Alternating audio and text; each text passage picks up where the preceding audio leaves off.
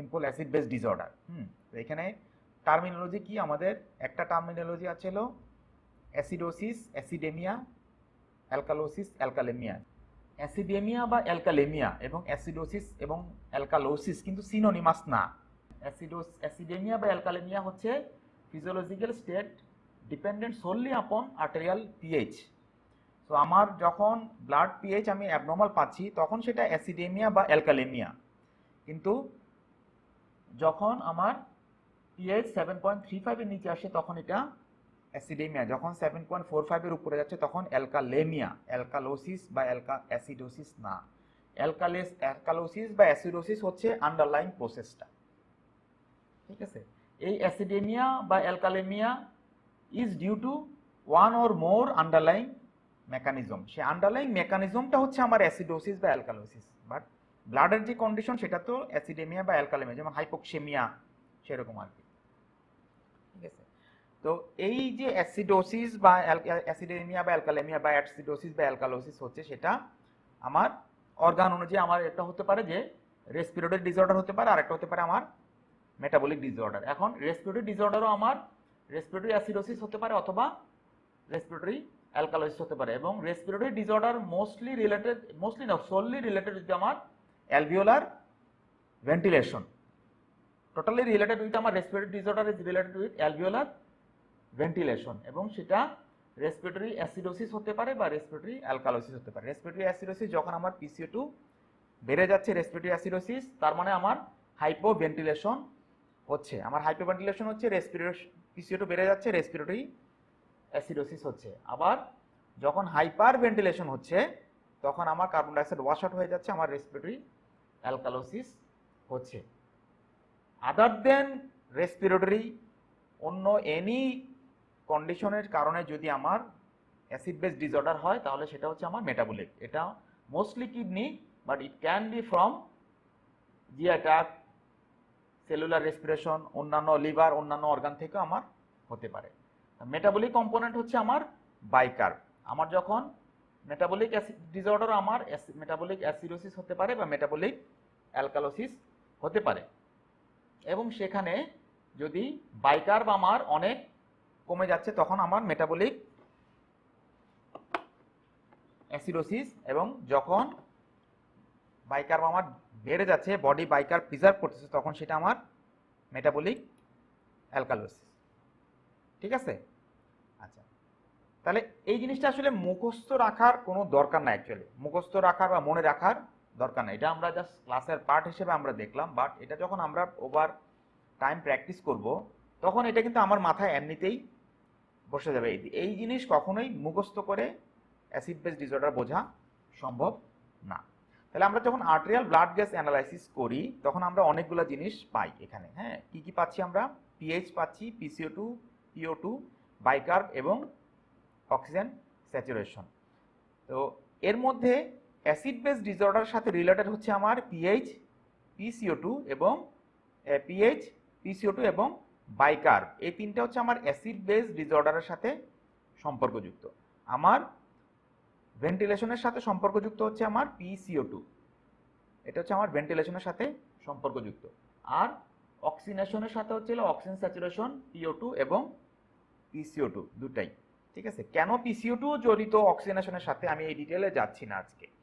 তো আমরা যদিও অ্যাসিড বেস ডিসঅর্ডারে এই জিনিসগুলো পাচ্ছি মূলত, কিন্তু এক একটা জিনিস আমার এক একটা কম্পোনেন্টকে আসলে রিপ্রেজেন্ট করে। তাহলে আমরা কিন্তু আজকে মূলত অ্যাসিড বেস ডিসঅর্ডার নিয়েই আলোচনা করব, অক্সিজেনেশন নিয়ে আলোচনা করব না। কাজেই আমরা এই PO2 এবং স্যাচুরেশনের অংশটুকু আজকে আলোচনায় আমাদের আসবে না। আচ্ছা, এখানে কিন্তু আমি বেজ এক্সিসটা বাদ দিয়েছি। আমরা ব্লাড গ্যাস অ্যানালাইসিস যখন দেখি তখন বেজ এক্সিস দেখি, এবং ট্র্যাডিশনালি আমরা পেডিয়াট্রিশিয়ানদের মধ্যে বেজ এক্সিসের উপর ডিপেন্ড করার একটা প্রবণতা আছে। বাট বেজ এক্সিস অ্যাকচুয়ালি কিছুই না, ইট রিফ্লেক্ট আসলে বাইকার। সো আমরা যখন বাইকার কনসিডার করি তখন আর বেজ এক্সিসের দিকে আমাদের কনসিডার করার কোনো দরকার নাই। একটা সময় বেজ এক্সিসটাকে ইম্পর্টেন্স দেওয়া দরকার ছিল যখন আমরা ট্রিটমেন্ট হিসাবে, মেটাবলিক অ্যাসিডোসিসের ট্রিটমেন্ট হিসাবে বাইকার্ব ইউজ করতাম, তখন সেই বেজ এক্সিস দিয়ে আমরা একটা বাইকার্ব কতটুকু লাগবে ক্যালকুলেট করতাম। বাট বাইকার্বের ইউজ এখন অলমোস্ট জিরো, অলমোস্ট মানে ইউজ করাই হয় না মেটাবলিক অ্যাসিডোসিসের চিকিৎসার জন্য বাইকার্ব এখন অলমোস্ট ইউজ করা হয় না, রাদার সেটা হার্মফুল। মেটাবলিক অ্যাসিডোসিসের জন্য যখন আমরা বাইকার্ব দেই তখন সেটা আসলে রিবাউন্ড ইন্ট্রাসেলুলার অ্যাসিডোসিস করে। আমি ব্লাড পিএইচ হয়তো বা ট্রানজিয়েন্টলি একটু বাড়ালাম, কিন্তু আলটিমেটলি ইন্ট্রাসেলুলার অ্যাসিডোসিস হলো, তাহলে আমার উপকার হচ্ছে না, আলটিমেটলি ক্ষতি হচ্ছে। তো এখানে আরেকটা জিনিস আমি এখানে খেয়াল বলে যাই যে এখানে যদি আমরা খেয়াল করে দেখি, আমরা এখানে PaCO2, পি ছোট a CO2, পি ছোট a O2। তো যদিও এখানে PaO2 এবং PaCO2 লেখা হয়, বাট আমরা বলার সময় বা সচরাচর লেখার সময় কিন্তু এই ছোট এটা লিখি না। আমরা যখন PO2 লিখি বা PCO2 লিখি আমরা ধরেই নেই যে এটা P ছোট a CO2। তাহলে কি এখানে যদি বড় এও থাকতে পারে, তাই তো? যেহেতু P ছোট a আছে, স্মল এ আছে, PaO2, তার মানে P ক্যাপিটাল AO2 ও থাকতে পারে। হ্যাঁ, P ক্যাপিটাল AO2 হচ্ছিল অ্যালভিওলার অক্সিজেনের স্যাচুরেশন। অ্যালভিওলার গ্যাসে অক্সিজেন স্যাচুরেশন হচ্ছিল P ক্যাপিটাল AO2, অ্যালভিওলার গ্যাসে PCO2 কার্বন ডাইঅক্সাইড স্যাচুরেশন হচ্ছে P ক্যাপিটাল ACO2। সো সেগুলার ক্লিনিক্যাল ইউজ তো আসলে কম, ক্যালকুলেশনের ক্ষেত্রে কিছু কিছু জায়গায় ক্যালকুলেশনের ক্ষেত্রে P capital AO2 P capital ACO2টা লাগে, সেটা ওই ক্যালকুলেশনের সময়, বাট ক্লিনিক্যালি বেড সাইডে আমাদের লাগে না। তো আমরা যখনই PCO2 বা PO2 বলি তখন আমরা ধরেই নিই এটা P small AO2 P small ACO2। তাহলে আমাদের মূল আলোচনা থাকবে আজকে PH, PCO2 এবং P বাইকার্ব, এই তিনটার মধ্যে, এবং এই তিনটা দিয়েই কিন্তু আমরা acid base disorder 100% accurately assess করব উইদাউট বেজ অ্যাক্সিস। ঠিক আছে, তাহলে আমাদের স্টেপ 1 কি, আমরা প্রথম কি দেখি, আমরা যখন আমার হাতের কাছে একটা ব্লাড গ্যাস অ্যানালাইসিস আমার হাতে পৌঁছায় তখন আমরা দেখি পিএইচ দেখি, যে পিএইচ দেখে এটা অ্যাসিডেমিয়া অথবা অ্যালকালেমিয়া। যদি 7.35 এর নিচে হয় তাহলে অ্যাসিডেমিয়া, এবং যদি 7.45 এর উপরে হয় তাহলে অ্যালকালেমিয়া। এই অ্যাসিডেমিয়াটা আমার অ্যাটলিস্ট 1 অ্যাসিডোসিস, মানে আন্ডারলাইং অ্যাটলিস্ট 1 অ্যাসিডোসিসের জন্য এই অ্যাসিডেমিয়াটা হচ্ছে। আমি অ্যাটলিস্ট 1 অ্যাসিডোসিস কেন বললাম? Patient may have 2 underlying acidosis, তাই না? তার অ্যাসিডেমিয়া আছে পিএইচ 7.35 এর নিচে, may be due to both respiratory acidosis and metabolic acidosis, or both 2 metabolic acidosis, 1 normal anion gap acidosis, 1 high anion gap acidosis. Things are getting complicated, তাই তো? আস্তে আস্তে কমপ্লিকেশনের দিকে যাচ্ছি আমরা। তাহলে এই অ্যাসিডেমিয়া এক বা একাধিক অ্যাসিডোসিসের জন্য হতে পারে, এই অ্যালকালেমিয়া এক বা একাধিক অ্যালকালোসিসের জন্য হতে পারে। আন্ডারলাইং মেকানিজমটা হচ্ছে আমার অ্যাসিডোসিস বা অ্যালকালোসিস, বাট ব্লাডে যে পরিবর্তনটা হচ্ছে সেটাকে বলা হচ্ছে অ্যাসিডোএমিয়া বা অ্যালকালেমিয়া। বাট ক্লিনিক্যাল ইউজে বেডসাইড যখন আমরা ইউজ করি তখন অ্যাকচুয়ালি এই অ্যাসিডেমিয়া বা অ্যালকালেমিয়া অনেক সময় অ্যাসিডোসিস এবং অ্যালকালোসিসের সাথে সিনোনিমাসলি ইউজ করা হয়। আমরা তখন বুঝতে পারি আসলে আমরা কি মিন করতে চাচ্ছি।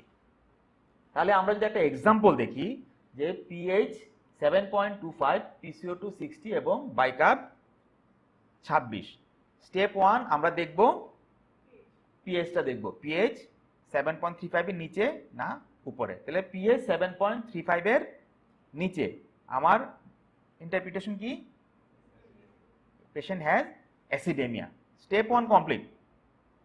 এখন এই অ্যাসিডেমিয়া কেন?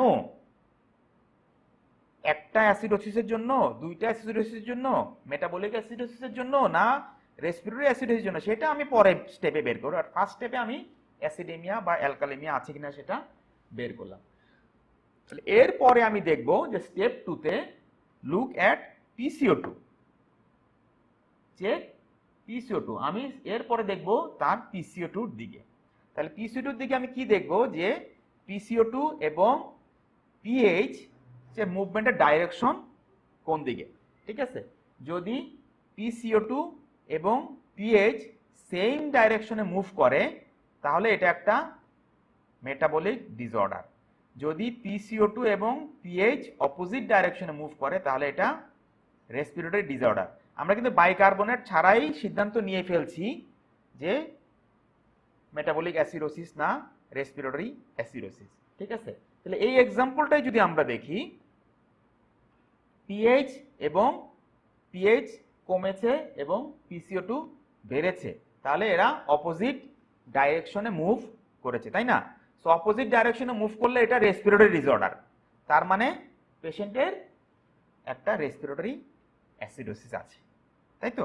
তার অ্যাসিডেমিয়া আছে এবং এটা due to respiratory acidosis. Since these are deranged in different direction, pH কমেছে, PCO2 বেড়েছে অপোজিট ডাইরেকশনে, সো এটা রেসপিরেটরি ডিসঅর্ডার। আমি আগে ঠিক করেছি এটা অ্যাসিডেমিয়া আছে, সেই অ্যাসিডেমিয়াটা কি অ্যাসিডেমিয়া?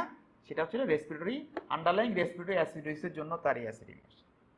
ওকে, আমরা এরপরে আরেকটা এক্সাম্পলে দেখি যে pH 7.50, তাহলে ফার্স্ট স্টেপে আমি কি দেখবো? এটা pH অ্যাসিডেমিয়া না অ্যালকালেমিয়া, তাহলে 7.45 এর বেশি, সো এখানে একটা অ্যালকালেমিয়া আছে।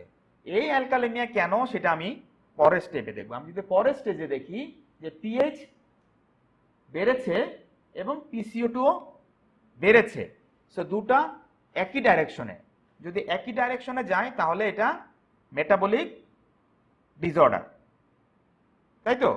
pHও বেড়েছে, PCO2 বেড়েছে, দুজন একই দিকে মুভ করেছে, সো এটা মেটাবলিক ডিসঅর্ডার। যেহেতু দুজন একই দিকে মুভ করেছে সেম ডাইরেকশনে, সো এটা মেটাবলিক ডিসঅর্ডার। এই যে এটা যে অ্যালকালোসিস অ্যালকালেমিয়া সেটা তো আমি আগেই সিদ্ধান্ত নিয়েছি, যেহেতু দুজন একই দিকে ডাইরেক্ট করেছে কাজে এটা একটা মেটাবলিক অ্যালকালোসিস। এটা pH কমেছে 7.35 এর নিচে, তাহলে এটা একটা অ্যাসিডেমিয়া। স্টেপ 2 তে যদি আমি দেখি PCO2 দিকে যদি আমি খেয়াল করে দেখি, PCO2 কমেছে, pHও কমেছে, PCO2 কমেছে, তাহলে দুটো একই ডাইরেকশনে মুভ করেছে, কাজে এটা একটা মেটাবলিক অ্যাসিডোসিস। pH 7.04 এটা অ্যাসিডেমিয়া, তাহলে অ্যাসিডেমিয়া। স্টেপ 2 তে আমি PCO2 দেখব, PCO2 বেড়েছে, কাজে pH এবং PCO2 অপোজিট ডাইরেকশনে, সো এটা একটা রেসপিরেটরি অ্যাসিডোসিস। ওকে, তো সিম্পল অ্যাসিড বেস ডিসঅর্ডার কিন্তু আমরা করে ফেললাম। এবার আমরা যাব হচ্ছে পরের স্টেপে। পরের স্টেপ কি? যে কম্পেনসেশন এবং mixed disorder. Compensation and mixed disorder comes together. এই জন্য যে কম্পেনসেশনটা কি আসলে? কম্পেনসেশনটা হচ্ছে যখন কোনো একটা ডিসঅর্ডার হয়, একটা প্রাইমারি ডিসঅর্ডার হয়, তখন আরেকটা ডিসঅর্ডার দিয়ে বডি সেটাকে কম্পেনসেট করে নর্মালে আনার চেষ্টা করে, এবং সেটা সবসময় অপোজিট ডাইরেকশনে হয়। pH যদি কমে যায় তাহলে বডি pH-কে বাড়ানোর চেষ্টা করবে, pH যদি বেড়ে যায় বডি pH-কে কমানোর চেষ্টা করবে, এবং যদি মেটাবলিক ডিসঅর্ডার থাকে রেসপিরেটরি অর্গান দিয়ে কম্পেনসেট করার চেষ্টা করবে, রেসপিরেটরি হলে মেটাবলিক দিয়ে কম্পেনসেট করার চেষ্টা করবে। এটা ফান্ডামেন্টাল। কাজে আমার প্রাইমারি ডিসঅর্ডার যদি মেটাবলিক হয়, বডি রেসপিরেটরি দিয়ে কম্পেনসেট করে pH-টাকে কাছাকাছি নর্মালের দিকে আনার চেষ্টা করবে, এবং অপোজিট ফর রেসপিরেটরি। রেসপিরেটরি যদি প্রাইমারি ডিসঅর্ডার হয় মেটাবলিক দিয়ে আমার কম্পেনসেট করার চেষ্টা করবে। কিন্তু এখানে রুল অফ থাম্ব হচ্ছে compensation does not return the pH to normal.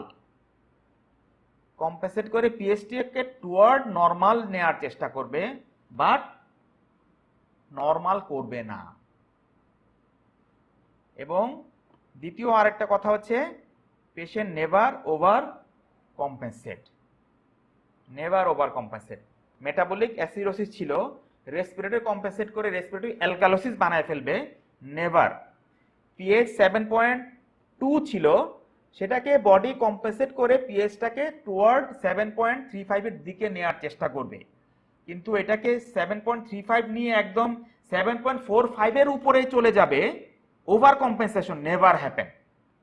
pH আছে 7.5, বডি এটাকে কম্পেনসেট করে pH-টাকে 7.45 এর দিকে আনার চেষ্টা করবে, কিন্তু এমন মেটাবলিক অ্যাসিডোসিস করলো যে একদম কম্পেনসেট করে 7.35 এর নিচে নামায় চলে আসবে। That never happen. Over compensation কখনো করে না, কম্পেনসেট করে কাছাকাছি আনার চেষ্টা করে।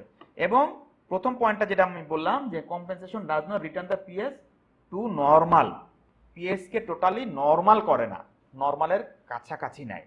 আমরা এটা সবার লাস্টে দেখব যে নর্মাল pH হলে কিভাবে আমরা অ্যাসেস করব।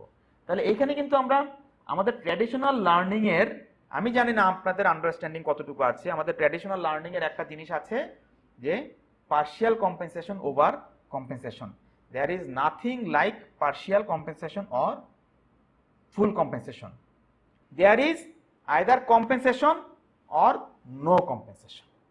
যদি কম্পেনসেশন না হয়, আমি ক্যালকুলেট করে দেখলাম কম্পেনসেট করে যতটুকু করার কথা ছিল ততটুকু হয় নাই, তখন আমার যেটা চিন্তা করতে হবে, দেয়ার ইজ সেকেন্ড ডিসঅর্ডার, এই জন্য কম্পেনসেশন হয় নাই। এক্সাম্পলগুলো দেখলে আর একটু ক্লিয়ার হবে। হ্যাঁ, কম্পেনসেশন দেখার উদ্দেশ্য কিন্তু এটা না যে আমাদের বের করা যে পেশেন্ট কম্পেনসেট করেছে কি করেছে না, তা না। আমাদের উদ্দেশ্য হচ্ছিল কম্পেনসেশনটাকে কম্পেনসেশন আইদার হয়েছে কি হয় নাই। যদি কম্পেনসেট হয় তাহলে ওকে, কিন্তু যদি কম্পেনসেশন না হয় তার মানে একটা সেকেন্ড ডিসঅর্ডার আছে যেটাকে আমাকে বের করতে হবে। কারণ সেকেন্ড ডিসঅর্ডার আমি যদি বের না করি সেটা ট্রিটমেন্ট কিন্তু আমি করব না। তো সেটাকে ট্রিট করার জন্যই আমাকে এই কম্পেনসেশনটা বের করতে হবে। এই চার্টটাও হিজিবিজি চার্ট, এটা প্র্যাকটিক্যালি মুখস্থ রাখার কোনো মানে নাই, এটা জাস্ট দিতে হয় বলে আমি চার্টটা টেবিলটা দিয়েছি। কি, যখন মেটাবলিক অ্যাসিডোসিস হয় তখন কি হয়, বাইকার্ব কমে, পিএইচ কমে। যখন কম্পেনসেশন হয় বডি জাস্ট এর অপোজিটটা করার চেষ্টা করে, কার্বন ডাইঅক্সাইডের মাধ্যমে পিএইচটাকে বাড়ানোর চেষ্টা করে। প্রত্যেকটা ক্ষেত্রে তাই। যখন মেটাবলিক অ্যালকালোসিস, বাইকার্ব বাড়ছে, পিএইচ বাড়ছে, বডি পিসিও2 বাড়ায় পিএইচটাকে কমানোর চেষ্টা করে। এবং same is true for respiratory acidosis and respiratory alkalosis. এটা মুখস্থ রাখার চেষ্টা করা অর্থহীন। তাহলে এই জিনিসটা আমি যেটা অলরেডি বললাম যে by predicting the normal compensatory response to primary acid base disorder, mixed disorder can be identified. Compensation assess করার উদ্দেশ্য হচ্ছে মিক্সড ডিসঅর্ডার আছে কিনা সেটা অ্যাসেস করা। If a given patient is not compensating as predicted, যে আমি চিন্তা করলাম যে এইটুকু কম্পেনসেশন তার করার কথা, যদি এইটুকু কম্পেনসেশন সে না করে তার মানে আন্ডারলাইং দ্বিতীয় বা তৃতীয় আরো ডিসঅর্ডার আছে যেটার জন্য আমার অ্যাপ্রোপ্রিয়েট কম্পেনসেশনে পেশেন্ট পৌঁছাতে পারেনি। আমরা এক্সাম্পল দেখব, দেখলে আরেকটু ক্লিয়ার হবে। তাহলে যদি এরকম হয় যে আমার একটা প্রাইমারি ডিসঅর্ডার আছে, একটা মেটাবলিক অ্যাসিডোসিস কোন একজন পেশেন্টের আছে, তার বাইকার 10, এবং আমরা এর সূত্রটাতে পরে আসছি, আমি আগে এক্সাম্পলটা দেখাইনি। যদি পেশেন্টের মেটাবলিক অ্যাসিডোসিস থাকে এবং তার বাইকার 10 থাকে, তাহলে এই এই এই পেশেন্টের পিএইচ আছে অনেক কম, তাই না? তো পিএইচকে বাড়ানোর জন্য বডি হাইপার ভেন্টিলেট করবে, কার্বন ডাইঅক্সাইড ওয়াশ আউট করার চেষ্টা করবে যাতে করে রেসপিরেটরি অ্যালকালোসিস হয়ে পিএইচটা টুয়ার্ড নর্মালের দিকে যায়, তাই তো? সো এই পেশেন্টের পিসিও2 অবশ্যই নর্মালের চেয়ে কম হবে। তো কত হওয়ার কথা, অ্যাপ্রোপ্রিয়েট কম্পেনসেশন হলে কত হওয়ার কথা সেটা সূত্র দিয়ে বের করা হয় যে 23। কি সূত্রটা আমি পরে আসছি, যে উইন্টার্স ফর্মুলা, এটা আমরা পেডিয়াট্রিশিয়ানরা জানে, যে আমি এটা পরে আবার দেখাচ্ছি। তাহলে তার আসলে কম্পেনসেট করে পিসিও2 হওয়ার কথা ছিল 23, কিন্তু আমি যদি এই পেশেন্টের মেজার করে দেখি তার পিসিও2 এসেছে 35। তার মানে কি, যদিও তার পিসিও2 এখনো অনেক কম, কিন্তু তার কিন্তু পিসিও2 আসলে হওয়ার কথা ছিল 23। তার হওয়ার কথা ছিল 23, তার আছে 35, যদিও 35 এখনো কম, কিন্তু আমার তো আসলে টার্গেট এটা।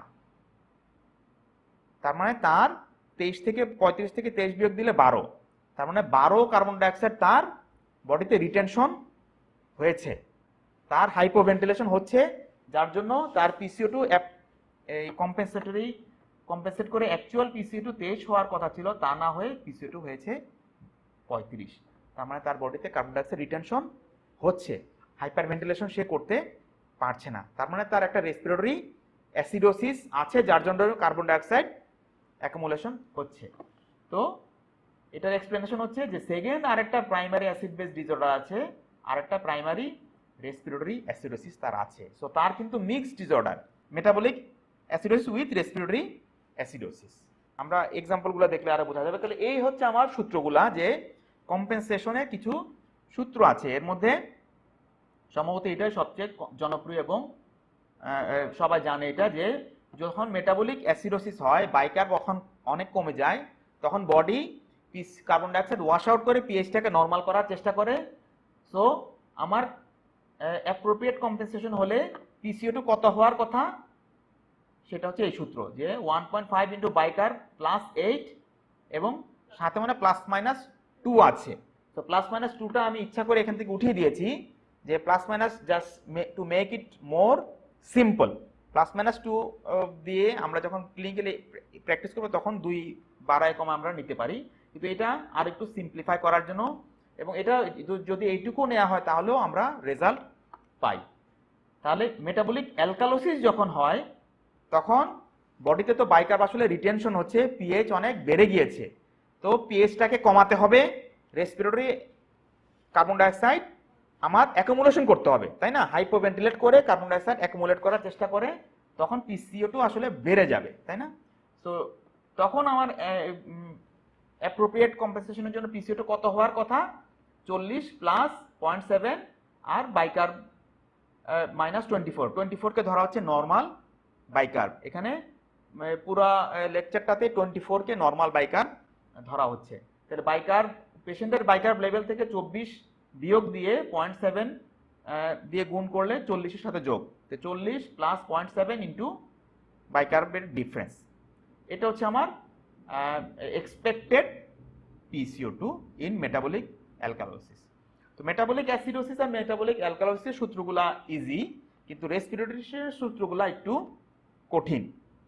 যে রেসপিরেটরি অ্যাসিডোসিসের জন্য অনেক জটিল সূত্র, এবং আবার অ্যাকিউট রেসপিরেটরি অ্যাসিডোসিস এবং ক্রনিক রেসপিরেটরি অ্যাসিডোসিসের জন্য আলাদা সূত্র। এই জন্য কারণ মেটাবলিক অ্যাসিডোসিসের যখন কম্পেনসেশন হয় তখন রেসপিরেটরি কম্পেনসেশন অনেক র্যাপিড হয়, এটা উইদিন মিনিটস টু আওয়ার্স রেসপিরেশনে কম্পেনসেশন হয়ে যায়, যার জন্য মেটাবলিক অ্যাসিডোসিসের কম্পেনসেশনটা তাড়াতাড়ি হয়। কিন্তু আমার রেসপিরেটরি যখন ডিসঅর্ডার থাকে, রেসপিরেটরি অ্যাসিডোসিস বা রেসপিরেটরি অ্যালকালোসিস, তার কম্পেনসেশনটা কিডনি দিয়ে হয়।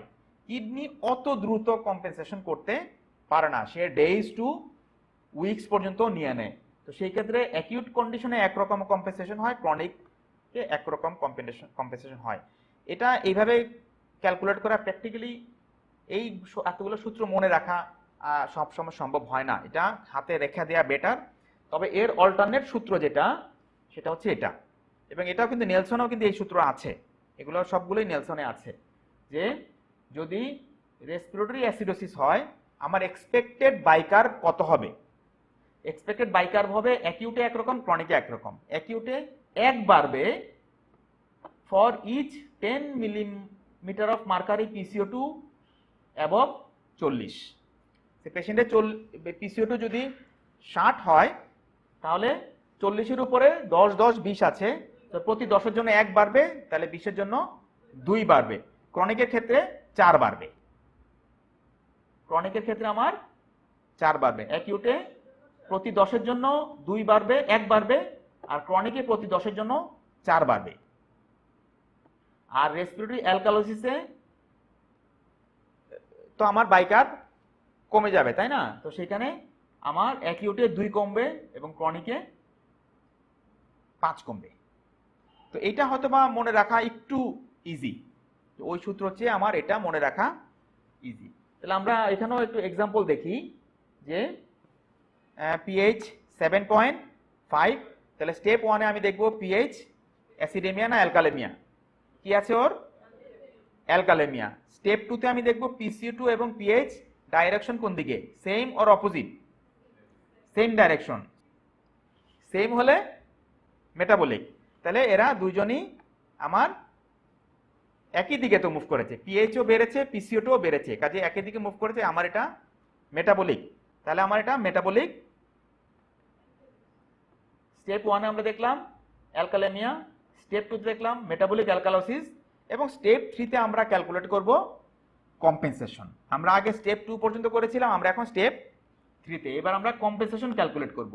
তাহলে মেটাবলিক অ্যালকালোসিসের জন্য সূত্রটা মনে আছে কিনা? 40 প্লাস 0.7 ইন্টু বাইকার্ব, মেজার্ড বাইকার্ব বিয়োগ 24। তাহলে এই যে 40 প্লাস 0.7 মেজার্ড বাইকার্ব বিয়োগ 24, তাহলে মেজার্ড বাইকার্ব হলো 34, তাহলে 34 থেকে 24 বিয়োগ দিয়ে 0.7 গুণ করলে আমার আসে হচ্ছে 47। ঠিক আছে, তাহলে আমার এক্সপেক্টেড পিসিও2 কত হওয়ার কথা 47, পেশেন্টের পিসিও2 কত আছে 48, সো ইটস ভেরি ক্লোজ। তার মানে আমার কম্পেনসেশন অ্যাপ্রোপ্রিয়েট হয়েছে, patient has appropriate respiratory compensation.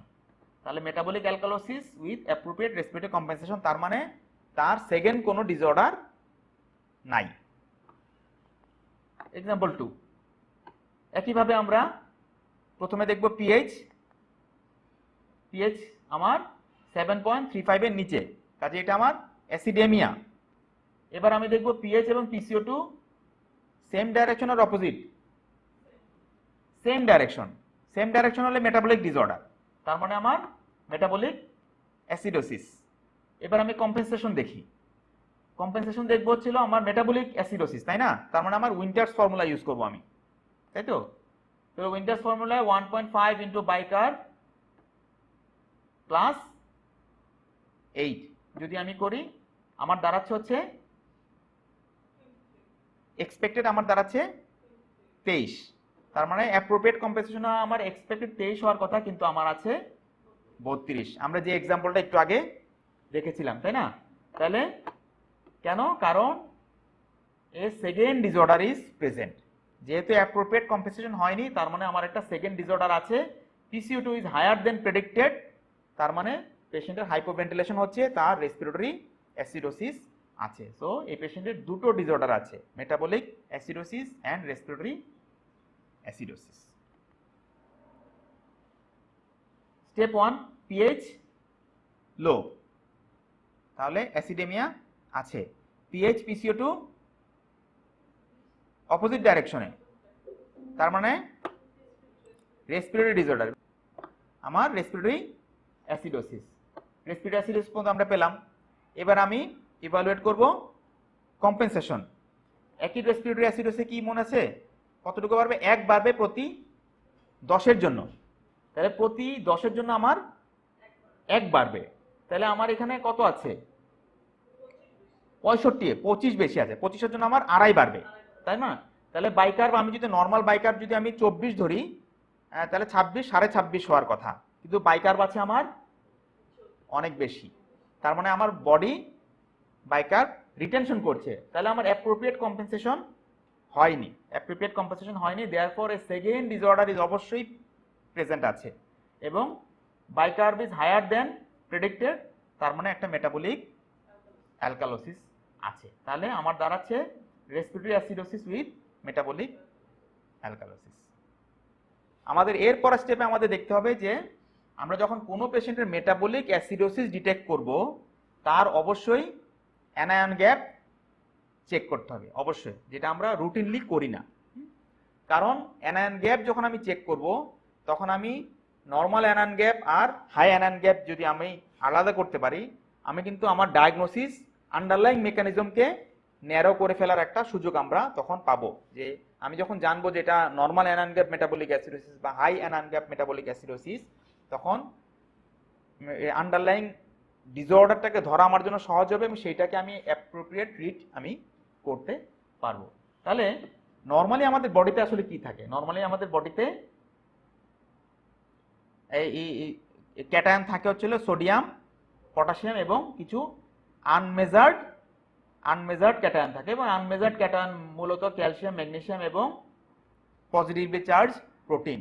আর অ্যানায়নের মধ্যে থাকে হচ্ছিল ক্লোরাইড, বাইকার্ব এবং কিছু আনমেজার্ড অ্যানায়ন।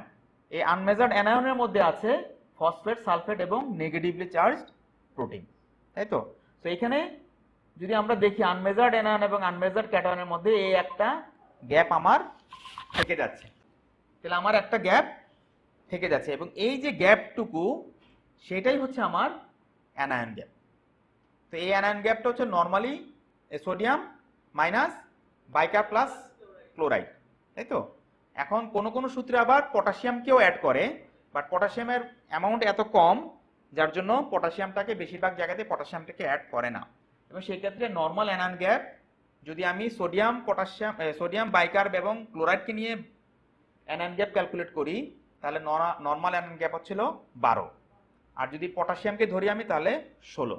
তাহলে আমরা বাকি অংশটুকুতে নর্মাল অ্যানায়নকে 12 ধরেই ক্যালকুলেট করব। তাহলে এটা হচ্ছে আমার নর্মাল যখন অ্যাসিড বেস ডিসঅর্ডার থাকে তখন আমার এরকম একটা 12 অ্যানায়ন গ্যাপ, একটা নর্মাল একটা অ্যানায়ন গ্যাপ আমার থাকে, তাই তো? আচ্ছা, এখন যদি আমার normal anion gap metabolic acidosis হয়, যদি আমার normal anion gap metabolic acidosis হয়, যে অ্যানায়ন গ্যাপটা আমার ফিক্সড আছে, অ্যানায়ন গ্যাপ আমার নর্মালি যে এরকম ছিল ততটুকুই আছে, কিন্তু তার তো মেটাবলিক অ্যাসিডোসিস, তাই না? তার মানে বাইকার্ব তার অবশ্যই কমবে। তো বাইকার্ব এখানে ছিল 24, বাইকার্ব হয়ে গিয়েছে 12, তাই তো? কমেছে যেহেতু, তো যেহেতু বাইকার্ব কমেছে, ইলেকট্রোনিউট্রালিটি যদি মেনটেন করতে হয় তাহলে অবশ্যই ক্লোরাইড বাড়তে হবে, তাই না? So normal anion gap metabolic অ্যাসিডোসিসে ক্লোরাইড লেভেল অলওয়েজ হাই থাকে। যদি আমার এই আনমেজার্ড অ্যানায়ন বাড়তো তাহলে কিন্তু আর এটা normal anion gap metabolic acidosis হতো না। যেহেতু আনমেজার্ড অ্যানায়নটুকু ফিক্সড, বাইকার্ব কমে গিয়েছে, মেটাবলিক অ্যাসিডোসিস আছে, এবং এই ইলেকট্রোনিউট্রালিটি মেনটেন করতে গেলে অবশ্যই ক্লোরাইড বাড়তে হবে। তো যার জন্য নর্মাল অ্যানায়ন গ্যাপ মেটাবলিক অ্যাসিডোসিসকে হাইপারক্লোরেমিক মেটাবলিক অ্যাসিডোসিসও বলে। আচ্ছা, আর high anion gap metabolic acidosis কি হচ্ছে? হাই অ্যানায়ন গ্যাপ মেটাবলিক অ্যাসিডোসিসে এখানে যেমন বাইকার্ব কমেছে, ঠিকই বাইকার্ব কমেছে, কিন্তু এই আনমেজার্ড অ্যানায়নের পরিমাণ অনেক বেড়ে গিয়েছে, যার জন্য আমার এই হাই অ্যানায়ন গ্যাপটা ছিল কম, অ্যানায়ন গ্যাপটা আমার বেড়ে গিয়েছে। সো এখানে কিন্তু ক্লোরাইড নর্মাল আছে, ঠিক আছে? তো আমরা যদি নর্মাল অ্যানায়ন গ্যাপ ক্লিনিক্যাল প্র্যাকটিসে বেড সাইডে আসলে নর্মাল অ্যানায়ন গ্যাপ পেশেন্ট আমরা কম পাই। এখানে কি কি আছে আমাদের পেশেন্টের মধ্যে? আমরা এইটা একটা কারণ যাদের normal anion gap metabolic acidosis হতে পারে, আইসিইউ পেশেন্টের বা ক্রিটিক্যালি ইল পেশেন্টদের ডায়রিয়া বা জিআই ড্রেনেজ, এই পেশেন্টগুলো বমি করছে বেশি, তাদের কিন্তু আমি normal anion gap metabolic acidosis পেতে পারি। এছাড়া রেনাল টেবুলার অ্যাসিডোসিস, আর একটা ছিল অ্যাসিটাজোলামাইড। যদি আমরা অ্যাসিটাজোলামাইড ট্রিট করি পেশেন্টকে, তাহলে অ্যাসিটাজোলামাইড আমরা কিন্তু আমাদের আইসিইউতে মাঝে মাঝে ট্রিট করি পেশেন্টকে। ইউরেটাল ডাইভারশন আমাদের পেশেন্টের জন্য অ্যাপ্রোপ্রিয়েট না। Renal failure, type 1 renal tubular বা any type of renal tubular অ্যাসিডোসিসে normal anion gap metabolic acidosis হয়। এছাড়া রেনাল ফেলিওর, যেটা আমাদের সেটআপে আনকমন না, এবং ডায়রিয়া বা জিআই ড্রেনেজ, সেটাও আমাদের সেটআপে আনকমন না।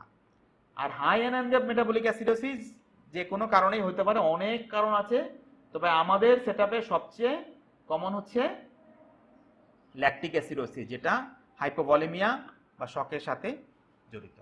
আমি যখন অ্যানায়ন গ্যাপ ক্যালকুলেট করছি, এর পরের স্টেপটা হচ্ছে আমাকে অ্যানায়ন গ্যাপটা কারেক্টেড অ্যানায়ন গ্যাপ ক্যালকুলেট করতে হয়, যেটাও আমরা করি না। সেটা হচ্ছে কারেক্টেড অ্যানায়ন গ্যাপ বা অ্যাডজাস্টেড অ্যানায়ন গ্যাপ। আমরা মেজার্ড অ্যানায়ন গ্যাপ নিয়েই করে ফেলি, কিন্তু এই অ্যানায়ন গ্যাপটা অ্যাপ্রোপ্রিয়েট হয় না যদি পেশেন্টের হাইপো অ্যালবুমিনিমিয়া থাকে। কাজেই পেশেন্টের সিরাম অ্যালবুমিন দিয়ে ওর এই অ্যানায়ন গ্যাপটা অ্যাডজাস্ট করে নিতে হয়। আমরা যদি একটা এক্সাম্পল দেখি, যে একজন পেশেন্টের 12 বা 14 হচ্ছে, আমি মেজার করলাম যে তার অ্যানায়ন গ্যাপ 14, কিন্তু তার সিরাম অ্যালবুমিন 1.5। তো 14 অ্যানায়ন গ্যাপ কিন্তু নর্মাল, তাই না? 12+2 ইট শুড বি ওকে। কিন্তু আমি যদি তার অ্যালবুমিনকে কনসিডার না করি তাহলে আমি কিন্তু ভুল করব। আমি যদি অ্যালবুমিনকে কনসিডার করি তাহলে এই সূত্রের মধ্যে যদি আমি ফেলি, তাহলে তার অ্যাডজাস্টেড অ্যানায়ন গ্যাপ দাঁড়াচ্ছে 20। এটা কিন্তু হাই অ্যানায়ন গ্যাপ। তো আমি যদি এটাকে কনসিডার না করি, আমি কিন্তু ধরে নিব যে তার normal anion gap metabolic acidosis, আসলে তার আছে high anion gap metabolic acidosis. যার জন্য অ্যালবুমিন মেজার করা থাকলে বা সন্দেহ থাকলে অ্যালবুমিন মেজার করে তাকে অ্যাডজাস্ট করে নিতে হবে। আমরা আবারও কয়েকটা এক্সাম্পল দেখি। PH 7.32, PCO2 28। তাহলে স্টেপ 1-এ আমরা দেখছি পিসিওর পিএইচ কম, তাহলে তার অ্যাসিডেমিয়া আছে। সেকেন্ড স্টেপে হচ্ছে PCO2 এর দিকে দেখব, পিএইচ এবং PCO2 একই ডাইরেকশনে মুভ করতেছে, তাহলে তাদের কি আছে? একটা মেটাবলিক প্রসেস আছে, তার মানে তার একটা মেটাবলিক অ্যাসিডোসিস আছে। এবার থার্ড স্টেপে আমি দেখব কম্পেনসেশন। কম্পেনসেশনে আমি দেখব যে তার অ্যাপ্রোপ্রিয়েট আছে কিনা, যে PCO2 আমার অ্যাপ্রোপ্রিয়েট আছে কিনা। আমি উইন্টার্স ফর্মুলা দেখলাম, তার PCO2 হওয়ার কথা 29 এবং তার PCO2 আছে 28, সো অ্যাপ্রোপ্রিয়েট কম্পেনসেশন হয়েছে এবং পসিবলি তার সেকেন্ড আরেকটা ডিসঅর্ডার নাই। এবং স্টেপ 4 হচ্ছে আমার অ্যানায়ন গ্যাপ। যেহেতু এটা মেটাবলিক অ্যাসিডোসিস, আমাকে অ্যানায়ন গ্যাপ ক্যালকুলেট করতে হবে এবং অ্যানায়ন গ্যাপ ক্যালকুলেট করে আমি দেখলাম তার অ্যানায়ন গ্যাপ আসছে 10। এখানে যেহেতু অ্যালবুমিনের লেভেল দেয়া নাই, আমরা আর এটাকে অ্যাডজাস্ট করছি না, তাহলে তার অ্যানায়ন গ্যাপ নর্মাল 10। আমি 12 ± 2 ধরলে আমি নর্মাল ধরে নিতে পারি। আমার ইন্টারপ্রিটেশন কি দাঁড়াচ্ছে? Normal anion gap metabolic acidosis.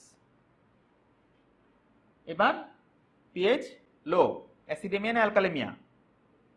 অ্যাসিডেমিয়া। PCO2 এবং পিএইচ দুটোই একই ডাইরেকশনে মুভ করেছে, কাজে metabolic acidosis, metabolic process, metabolic acidosis. এবার আমি কম্পেনসেশন দেখব স্টেপ 3 তে। কম্পেনসেট করে দেখলাম আমি তার কম্পেনসেশন করে বাইকার PCO2 হওয়ার কথা ছিল 26, তার আছে 24। এটা ধরে নিতে পারি যে আমার অ্যাপ্রোপ্রিয়েট কম্পেনসেশন হয়েছে। Step 4 anion gap calculation. Anion gap calculate করে আমি দেখলাম তার সোডিয়াম ক্লোরাইড বাইকার্ব আমি যদি এখান থেকে বসাই তার আসছে 22। তাহলে high anion gap metabolic acidosis, high or elevated gap metabolic acidosis. 7.47 alkalemia. PCO2 এবং পিএইচ অপোজিট ডাইরেকশনে, তাই না? তার মানে এটা একটা রেসপিরেটরি ডিসঅর্ডার, তাহলে এটা একটা রেসপিরেটরি অ্যালকালোসিস। এবার আমি দেখব কম্পেনসেশন। কম্পেনসেশনে বাইকার্ব 2 করে কমবে প্রতি 10-এর জন্য, তাই না? 40-এর নিচে। তাহলে PCO2 আছে 20, 40-এর নিচে, তাহলে 20 কম আছে।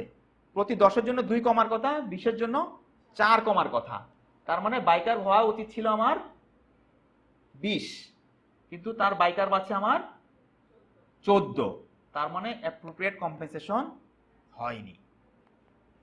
তাহলে বাইকার লোয়ার দেন এক্সপেক্টেড, তাহলে আমার অ্যাপ্রোপ্রিয়েট কম্পেনসেশন হয়নি, বডি বাইকার লস করছে। তার মানে there is a second disorder এবং সেখানে একটা অ্যাডিশনাল মেটাবলিক অ্যাসিডোসিস আছে বলেই বাইকার এত কম, তাই তো?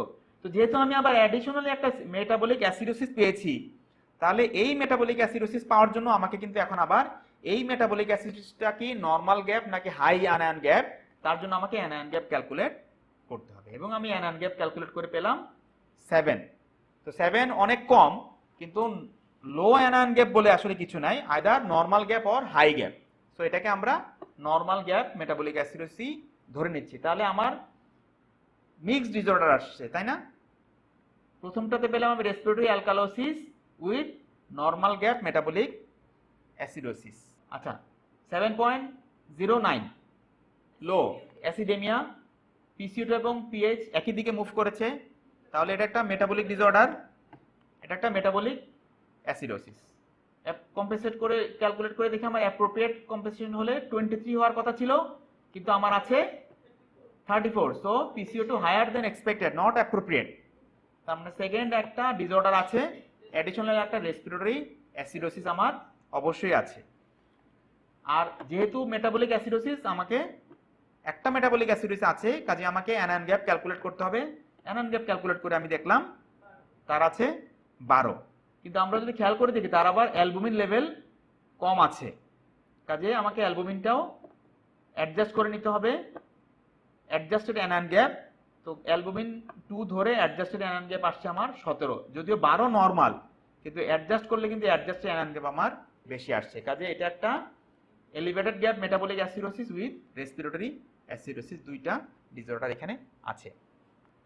ডেল্টা রেশিও, ডেল্টা গ্যাপ, আমরা ডেল্টা গ্যাপটা নিয়ে আলোচনা করব না, মেইনলি ডেল্টা রেশিওটা আলোচনা করব। নর্মালি কি হয়?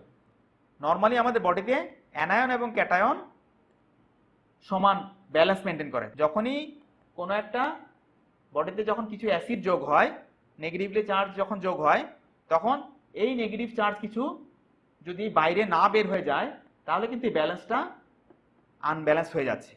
এবার এই ব্যালেন্সটাকে মেনটেন করার জন্য কিছু নেগেটিভ চার্জ বডি থেকে বের হয়ে যাবে এবং বডিটা ব্যালেন্স মেনটেন করবে।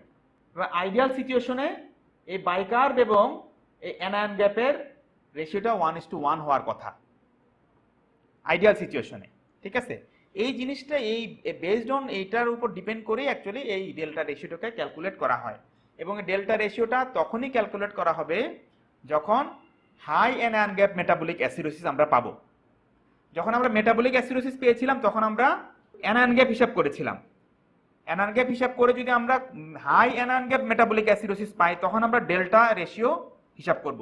Normal anion gap metabolic acidosis পেলে তখন আমরা ডেল্টা রেশিও হিসাব করব না। তাহলে ডেল্টা রেশিওটা কিভাবে করে? Delta ratio is the calculation that compares the increase in the anion gap to the decrease in bicarb. কতটুকু অ্যানায়ন গ্যাপ বাড়ার জন্য কতটুকু বাইকার্ব কমলো, এটা ব্যালেন্স হওয়ার কথা, 1 হওয়ার কথা রেশিও। হ্যাঁ, তাহলে এই সূত্র দিয়ে ক্যালকুলেট করে যে adjusted anion gap minus normal anion gap. Normal anion gap 12, কাজে এখানে বসবে 12 আর এখানে আমার অ্যাডজাস্টেড অ্যানায়ন গ্যাপটা আমি বসাবো। আর নিচে বসছে আমার নর্মাল বাইকার্ব মানে হচ্ছিল 24, সাথে আমার মেজার্ড বাইকার্বটা আমি এখানে বসাবো। বসালে যে রেশিওটা আমি পাবো সেটার উপর ডিপেন্ড করে আমি সিদ্ধান্ত নিব যে এখানে সেকেন্ড থার্ড ডিসঅর্ডার আছে কি না, মিক্সড ডিসঅর্ডার আছে কি না, ঠিক আছে। তাহলে আমরা এইটা তো আগে দেখলাম, তাই না? এটা হলো নর্মাল সিচুয়েশনে। নর্মাল সিচুয়েশনে বাইকার্ব আমার 24 আছে, নর্মাল অ্যানায়ন গ্যাপ আছে এবং সেইখানে অ্যানায়ন গ্যাপ থাকে 12 এবং বাইকার্ব আমার 24 থাকে, তাই না? এটা হচ্ছে নর্মাল সিচুয়েশনে।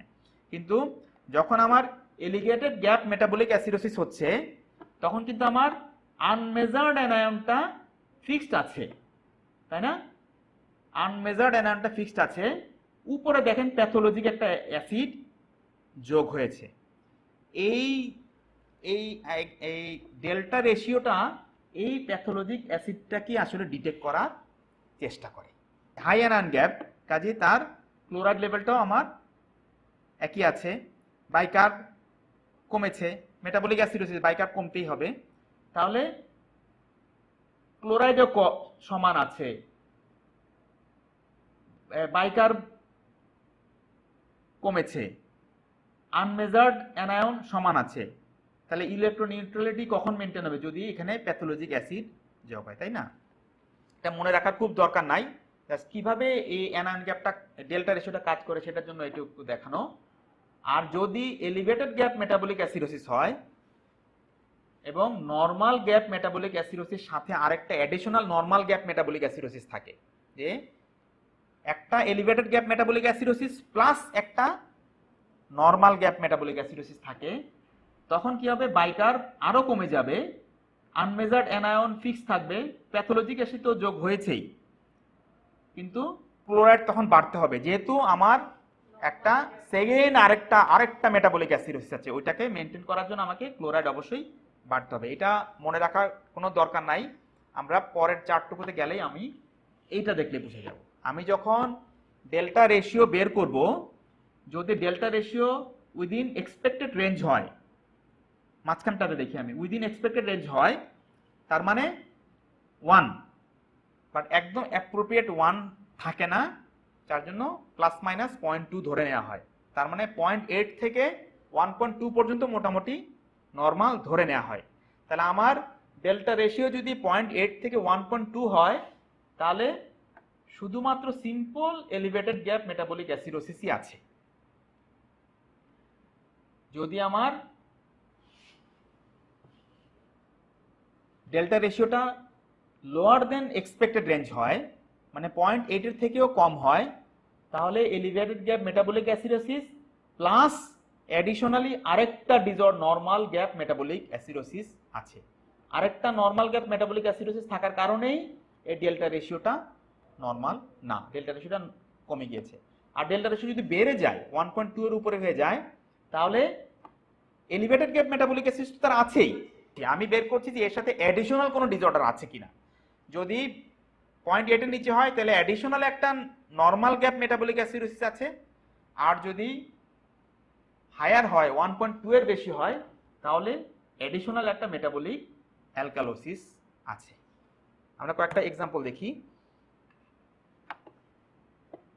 10 years old boy, known diabetic, came to emergency with fever, nausea, vomiting, abdominal pain for 1 day. 10 বছর, ডায়াবেটিস, ইমার্জেন্সি এসে জ্বর, ভমিটিং নিয়ে, এবং এই তার পিকচার। আমরা যদি দেখি, আমরা স্টেপ ওয়াইজ আসি।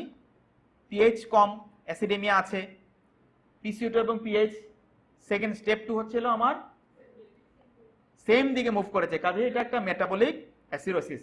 আমি কম্পেনসেশন দেখব অ্যাপ্রোপ্রিয়েট কিনা। উইন্টার্স ফর্মুলাতে পিসিও2 হওয়ার কথা ছিল 26, পিসিও2 আছে 27, অ্যাপ্রোপ্রিয়েট কম্পেনসেশন হয়েছে। 4 নম্বরে দেখব, যেহেতু মেটাবলিক অ্যাসিডোসিস আমাকে অ্যানায়ন গ্যাপ দেখতে হবে। অ্যানায়ন গ্যাপ ক্যালকুলেট করলাম আমি, ভেরি হাই অ্যানায়ন গ্যাপ 30, তাহলে আমার এলিভেটেড গ্যাপ মেটাবলিক অ্যাসিডোসিস। যেহেতু এলিভেটেড গ্যাপ মেটাবলিক অ্যাসিডোসিস, আমাকে এখন ডেল্টা রেশিও দেখতে হবে। তাহলে ডেল্টা রেশিও আমি ক্যালকুলেট করে দেখলাম যে 18 উপরে আর নিচে আসছে আমার 12, তাহলে আমার ডেল্টা গ্যাপ আসছে, রেশিও আসছে 1.5। তাহলে 1.5 আমার 1.2 এর উপরে। যেহেতু ডেল্টা রেশিও বেশি আছে, তার মানে অ্যাডিশনাল একটা মেটাবলিক অ্যালকালোসিস আছে, তাই না? সিন্স ডেল্টা রেশিও 1.2 এর উপরে, এখানে একটা অ্যাডিশনালি মেটাবলিক অ্যালকালোসিস আছে। তাহলে elevated gap metabolic acidosis plus metabolic alkalosis. আমি যদি ডেল্টা রেশিও না দেখতাম, তাহলে তার মেটাবলিক অ্যালকালোসিসটা কিন্তু আমার আনডিটেক্টেড থেকে যেত। এখানে মেটাবলিক এলিভেটেড গ্যাপ মেটাবলিক অ্যাসিডোসিসটা কেন হয়েছে এই পেশেন্টের? ডায়াবেটিক কিটোএসিডোসিসের জন্য। ডায়াবেটিক ফিভার, সেপসিস, ডায়াবেটিক কিটোএসিসের জন্য। আর মেটাবলিক অ্যালকালোসিসটা হয়েছে আমার ইন্ট্রাভাস্কুলার ভলিউম কন্ট্রাকশনের জন্য। সো আমি যখন ট্রিট করবো, আমার কিন্তু দুটাকেই অ্যাড্রেস করতে হবে। আমি যদি মেটাবলিক অ্যালকালোসিসটাকে মাথায় না রাখি, শুধুমাত্র মেটাবলিক অ্যাসিডোসিসটাকে রাখি, তাহলে আমরা কিন্তু বাইকার্ব দেওয়ার জন্য একটা টেম্পটেশন ফিল করব, তাই না? কিন্তু আমি যখন জানবো যে তার একটা আন্ডারলাইং মেটাবলিক অ্যালকালোসিস আছে, তখন কি আমি বাইকার্ব দেওয়ার চেষ্টা করবো? করবো না। দ্যাটস ওয়াই এই ইনডেপথ অ্যাসেসমেন্টগুলো ইম্পর্টেন্ট। পিএইচ যদি নর্মাল হয়, আমি তো বললাম যে পিএইচ কখনোই নর্মাল আসবে না, কম্পেনসেট করে পিসিও2টাকে অ্যাপ্রোপ্রিয়েট কম্পেনসেশনের দিকে নিয়ে যাবে পিএইচটাকে। আমার ওই সূত্র মতো কার্বন ডাইঅক্সাইড বেড়ে বা বাইকার্ব বেড়ে কমে, কিন্তু কখনোই নর্মাল পিএইচ নিয়ে যাবে না। যদি পেশেন্টকে আমি normal pH pi, that means that is a mixed disorder. যদি নর্মাল পিএইচ পাই, তাহলে অবশ্যই এটা একটা মিক্সড ডিসঅর্ডার। এখন মিক্সড ডিসঅর্ডার কখন হতে পারে? যে পিএইচ একদম নর্মাল মানে কি? তার অপোজিট 2টা বা 3টা ডিসঅর্ডার আছে যেটা পিএইচটাকে একদম নর্মাল রেঞ্জে নিয়ে আসছে, তাই না? সেটা কি হতে পারে? সাধারণত কি হয়? সাধারণত যখন মেটাবলিক অ্যাসিডোসিস হয়, তখন ব্যালেন্সটা চেঞ্জ হয়ে যায়, তাই না? পিএইচ একদিকে চলে যায়। আবার যদি রেসপিরেটরি অ্যাসিডোসিসের সাথে মেটাবলিক অ্যালকালোসিস কম্পেনসেট করে, তাহলেও কিন্তু ফুল কম্পেনসেশন কখনো হয় না, পিএইচটা আনব্যালেন্সই থাকবে। কাজে ব্যালেন্স কখন সম্ভব? যদি একটা মেটাবলিক অ্যালকালোসিসকে equal volume of respiratory acidosis তার আরেকটা ডিসঅর্ডার থাকে, তাহলেই পিএইচ নর্মাল হবে, তাই তো? যদি মেটাবলিক অ্যালকালোসিসের সাথে দুটো অ্যাসিডোসিস থাকে, একটা রেসপিরেটরি অ্যাসিডোসিস, একটা হাই গ্যাপ মেটাবলিক অ্যাসিডোসিস থাকে, তাহলে পিএইচটা নর্মাল হবে। যদি একটা এলিভেটেড গ্যাপ মেটাবলিক অ্যাসিডোসিসের সাথে 2টা অ্যালকালোসিস থাকে, একটা রেসপিরেটরি অ্যালকালোসিস, একটা মেটাবলিক অ্যালকালোসিস থাকে, তাহলে এরকম হয়তোবা সমান একদম পিএইচ ব্যালেন্স করে ফেলবে। ক্লিনিক্যাল সিচুয়েশনে, ক্লিনিক্যাল প্র্যাকটিসে মোটামুটি এই কম্বিনেশনগুলো ম্যাক্সিমাম সম্ভব। এটা একটা সামারি। এটাও তাই, এটাও মুখস্থ রাখার আসলে জরুরি না, বাট এই কম্বিনেশনগুলাই সম্ভব। এবং এইখান থেকে, শুধুমাত্র এইখান থেকে দেখেও আমরা বের করতে পারবো যে তার এক বা একাধিক ডিসঅর্ডার আছে কিনা। কয়েকটা এক্সাম্পল দেখি। 10 বছরের বাচ্চা, chronic bronchial asthma, congestive heart failure due to dilated cardiomyopathy, এবং তার এই রেজাল্টগুলো আছে। আমরা যদি স্টেপ ওয়াইজ যাই, যে এই চার্টে যদি আমি ফেলি পিএইচ, বাইকার্ব, অ্যানায়ন গ্যাপ, তাহলে তার কি আছে, PCO2 হাই আছে, বাইকার্ব হাই আছে, অ্যানায়ন গ্যাপ নরমাল আছে। অ্যানায়ন গ্যাপ নরমাল কিভাবে আমরা বলতে পারছি, যে আমরা ক্যালকুলেট করে নরমাল পাবো, আর ক্লোরাইড লো আছে, এটা থেকে আমরা বলতে পারি তার অ্যানায়ন গ্যাপ নরমাল আছে। তাহলে তার মানে কি, তার মানে রেসপিরেটরি অ্যাসিডোসিস এবং মেটাবলিক অ্যালকালোসিস আছে। তার equal amount of respiratory acidosis and metabolic alkalosis থাকার জন্য তার পিএইচটা নরমাল হয়ে গেছে। আমরা আমাদের সূত্র দিয়ে দেখি, আমরা যেভাবে স্টেপ ওয়াইজ দেখছিলাম সেভাবে দেখি কি দাঁড়ায়। প্রথমে আমরা দেখলাম পিএইচ তার নরমাল, কাজে তার কোনো অ্যাসিড বেস ডিসঅর্ডার থাকার কথা না। কিন্তু স্টেপ 2 তে আমরা PCO2 দেখছি যে PCO2 তার বেশি আছে, তাহলে তার অবশ্যই একটা রেসপিরেটরি অ্যাসিডোসিস আছে।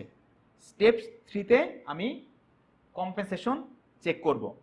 এখানে কিন্তু আমরা ওই সূত্র দিয়ে দেখব না, আমরা এখানে দেখব যেহেতু পিএইচ নরমাল, তার মানে তার অবশ্যই এর একটা টোটাল ইকুয়াল একটা অপোজিট ডিসঅর্ডার আছে।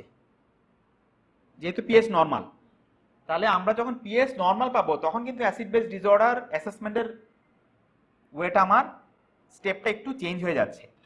তার মানে রেসপিরেটরি অ্যাসিডোসিস ছিল, পিএইচ নরমাল, কাজে তার অবশ্যই একটা মেটাবলিক অ্যালকালোসিস থাকতেই হবে, নাহলে পিএইচ কেন নরমাল হবে। যেহেতু ইনক্রিজ গ্যাপ মেটাবলিক অ্যাসিডোসিস নাই, তাহলে আমি এখানে ক্যালকুলেটর দরকার নাই এবং ডেল্টা রেশিও আমি ক্যালকুলেট করব না, কারণ তার ইনক্রিজ গ্যাপ মেটাবলিক অ্যাসিডোসিস নাই। তাহলে আমার সূত্রে কি দাঁড়াচ্ছে, রেসপিরেটরি অ্যাসিডোসিস এবং মেটাবলিক অ্যালকালোসিস মিক্সড ডিসঅর্ডার। আমরা যদি পেশেন্টের ক্লিনিক্যাল কন্ডিশন জানি, আমরা এক্সপ্লেন করার চেষ্টা করি যে তার রেসপিরেটরি অ্যাসিডোসিস কেন হলো, মেটাবলিক অ্যালকালোসিস কেন হলো। সে ক্রনিক ব্রঙ্কিয়াল অ্যাজমার পেশেন্ট, এই জন্য তার রেসপিরেটরি অ্যাসিডোসিস হয়েছে এবং তার কনজেস্টিভ হার্ট ফেলিওর আছে, ডাইলেটেড কার্ডিওমায়োপ্যাথি, তার মানে সে হিউজ ডোজ অফ ডায়োরেটিক পাচ্ছিল, যার জন্য ইন্ট্রাভাস্কুলার ভলিউম কন্ট্রাকশন হয়ে মেটাবলিক অ্যালকালোসিস হয়েছে। তো আমি যদি এই পাথে ফলো না করি তাহলে কিন্তু আমি তার প্রবলেমটা ধরতে পারবো না, এবং তার দুইটা ডিসঅর্ডারের জন্য কিন্তু আমার ট্রিটমেন্ট প্ল্যান দুই রকম হবে, তাই না? এখানে আমার ভলিউম রিসাসিটেশনও লাগবে, আবার অ্যাট দ্য সেম টাইম তার রেসপিরেটরি অ্যাসিডোসিসের কারেকশনও লাগবে। তাহলে তার দুইটা প্রবলেম, যে রেসপিরেটরি অ্যাসিডোসিস, মেটাবলিক অ্যালকালোসিস, দুইটা ইকুয়াল অ্যামাউন্ট হওয়াতে পিএইচ নরমাল ছিল। আরেকটা দেখি, teenage girl with bulimia is brought to emergency after found unresponsive at home with an empty pill bottle nearby.